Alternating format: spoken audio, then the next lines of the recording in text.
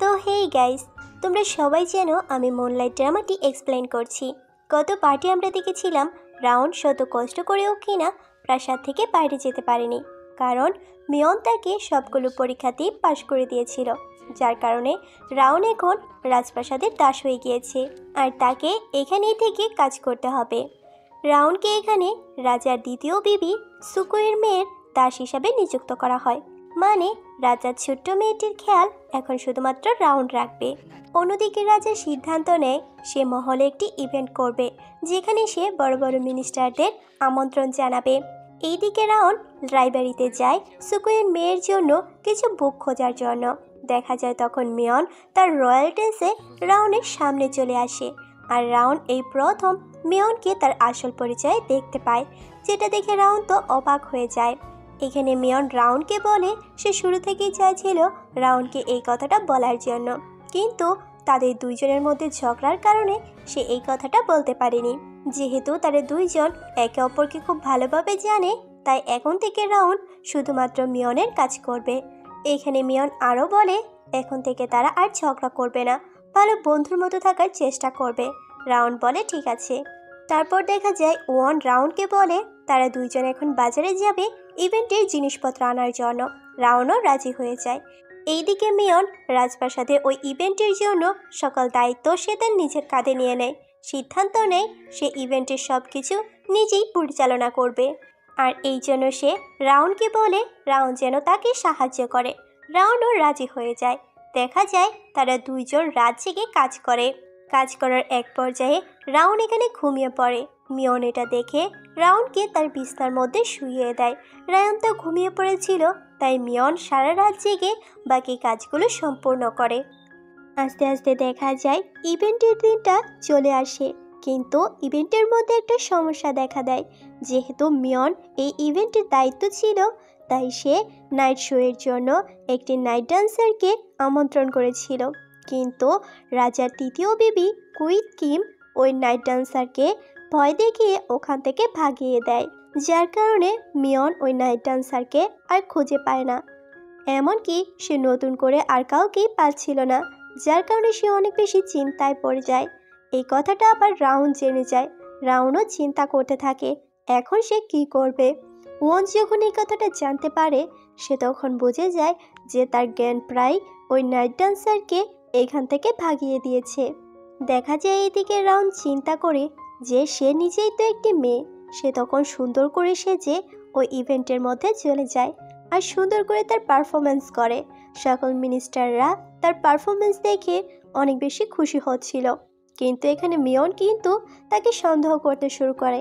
Round যখন তার performance শেষ করে ওখান থেকে বাইরে আসে, দেখা যায় মিয়নও তার পিছনে ছিল, যেটা আবার ওয়ান খেয়াল করে। ওয়ান তখন রাউন্ডকে টেনে ঝোপের মধ্যে লুকিয়ে নেয়। মিয়ন যখন এখান থেকে চলে যায়, দেখা যায় রাউন্ড তাড়াতাড়ি করে তার প্রাসাদে চলে যায়। আসলে মিয়ন রাউন্ডকে সন্দেহ করছিল। দেখা যায় মিয়ন রাউন্ডকে খোঁজার জন্য তার প্রাসাদে যায়। গিয়ে দেখতে পায় ওখানে রাউন্ড তো আগে থেকেই তার আগের পোশাকে দাঁড়িয়েছিল। আসলে রাউন্ড খুব তাড়াতাড়ি করে এখানে এসে নিজের ড্রেস পরিবর্তন করে আর মিয়নের সামনে এমনটা প্রদর্শন করে যে সে আগে থেকে এখানেই ছিল। এখানে মিয়ন রাউন্ডকে বলে তুমি এতক্ষণ কোথায় ছিলে? তোমাকে তো আমি ইভেন্টের মধ্যে দেখতে পাইনি। তখন রাউন্ড বলে আমি এখানেই ছিলাম, আমার কিছু কাজ ছিল, আমি ওইগুলো সম্পূর্ণ করছিলাম। তখন রাউন্ড আর তাকে কিছু বলতে পারে না। পরের দিন দেখা যায় মিয়নের বোন গিয়ন সে করে কি রাউন্ডকে সাথে নিয়ে নৌকা চড়ে ঘুরতে যায়, কারণ গিয়ন নৌকা চড়তে অনেক বেশি পছন্দ করে। কিন্তু সে রাউন্ডকে সহ্য করতে পারতো না, কারণ সে জানতে পেরেছিল রাউন্ড যে কবিতা লিখত আর তাকে একটি লাভ লেটার লিখেছিল, কিন্তু তার ভাইয়ের ডরে সে এখান থেকে পালাতেও চেয়েছিল, যার কারণে সে রাউন্ডের ওপর অনেক বেশি রেগে আছে। সে এখানে করে কি নিজের দুষ্ট বুদ্ধিকে কাজে লাগিয়ে রাউন্ডকে নৌকা থেকে ফেলে দেয়, যেটা আবার মিয়ন লক্ষ্য করে।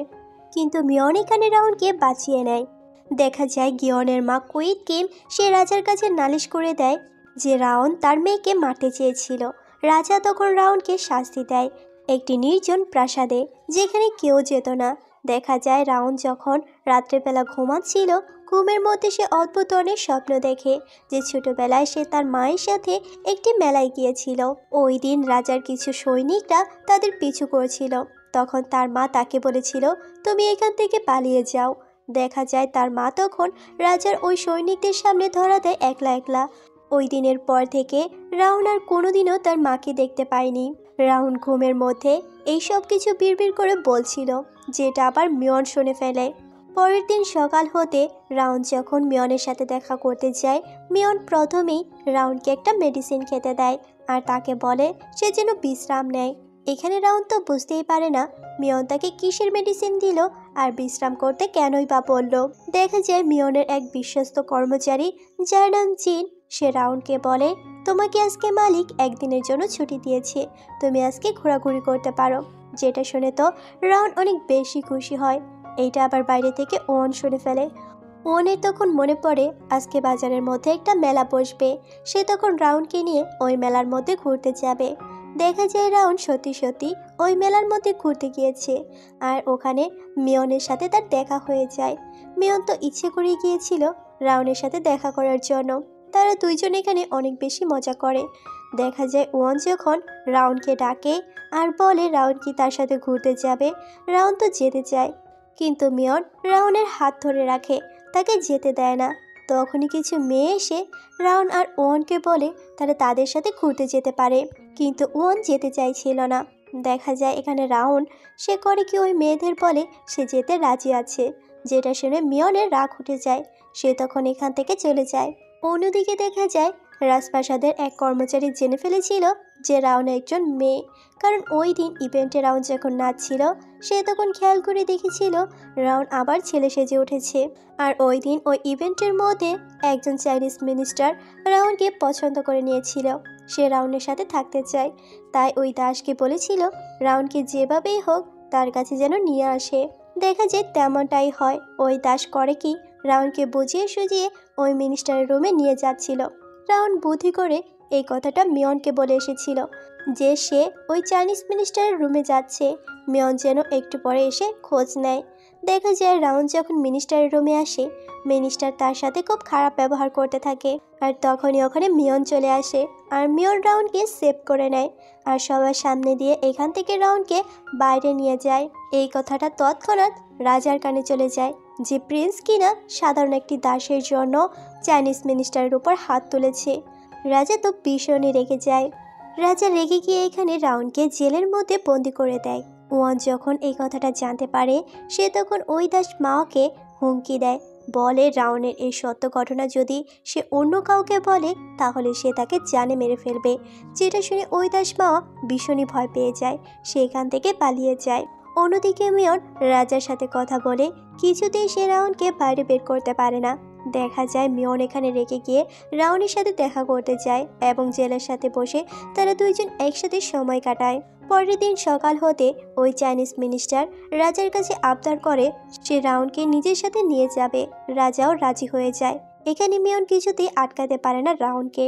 দেখা যায় চাইনিজ মিনিস্টার এখানে রাউনকে সাথে নিয়ে যাত্রা শুরু করে, কিন্তু পথের মধ্যে চাইনিজ মিনিস্টার করে কি সে আইন লঙ্ঘন করে বেআইনি জিনিসপত্রের স্মাগলিং করছিল। তখনই দেখা যায় মিয়ন আর পিয়ন একসাথে এসে এখানে চাইনিজ মিনিস্টারকে গ্রেপ্তার করে আর রাউনকে নিজের ঘোড়ায় চড়িয়ে আবারও রাজপ্রাসাদে ফিরিয়ে নিয়ে আসে। যার কারণে পুরো প্রাসাদ জুড়ে সকল প্রজার মুখে এই কথাটা ছড়ে যায় যে ক্রাউন প্রিন্স কিনা একটি সাধারণ ছেলের প্রেমে আসক্ত হয়েছে। এখানে তো কেউই জানতো না যে রাউন একজন মেয়ে, সে তো রাজপ্রাসাদের সেন নামে একজন দাস হিসেবে কাজ করছিল। পরের দিন রাউন এক জায়গায় চুপ করে মন খারাপ করে বসেছিল। তখনই ইয়ন রাউনের জন্য একটা গিফট নিয়ে এসে তার সাথে দেখা করে। ওয়ান আস্তে আস্তে রাউনের সাথে একদম ফ্রি হয়ে গিয়েছিল। রাউনও ওয়ানকে একজন বন্ধু মনে করত। তাদের দুজনের মধ্যে সম্পর্ক আস্তে আস্তে ভালো হচ্ছিল। দেখা যায় এখানে রাউন আজকে ওয়ানকে বলেই দেয় যে সে একজন মেয়ে। তখন ওয়ান বলে সে প্রথম দিনই বুঝে ফেলেছিল যে রাউন একজন মেয়ে, তাই আজকে সে রাউনের জন্য একটা গিফট নিয়ে এসেছে। দেখা যায় ওয়ান রাউনের জন্য সুন্দর একটি ড্রেস নিয়ে এসেছিল, যেটা দেখে তো রাউন খুশি হয়ে যায়। রাউন যখন রাত্রে লাইব্রেরিতে একলা ছিল, সে তখন ওই সুন্দর ড্রেসটা পরে। দেখা যায় মিয়নও তখন রাউনের সাথে দেখা করতে লাইব্রেরিতে আসে, আর তাকে ওই সুন্দর ড্রেসটা পরা অবস্থায় মিয়ন এখানে রাউনকে দেখে ফেলে, আর সে মুচকি হেসে এইখান থেকে চলে যায়। পরের দিন মিয়ন রাউনকে গার্ডেনে ডাকে, আর দেখা যায় মিয়ন এখানে রাউনকে আজকে প্রপোজ করে দেয়। রাউন তো প্রথমে রাজি হচ্ছিল না, সে বলছিল সে তো একজন ছেলে, তাদের সম্পর্ক কী করে হতে পারে। কিন্তু মিয়ন রাউনকে কোনো কথা বলতে না দিয়ে তাকে কিস করে ফেলে। দেখা যায় রাউনও তার কিসে সাড়া দেয়, আর তাদের সম্পর্ক এখান থেকে শুরু হয়ে যায়।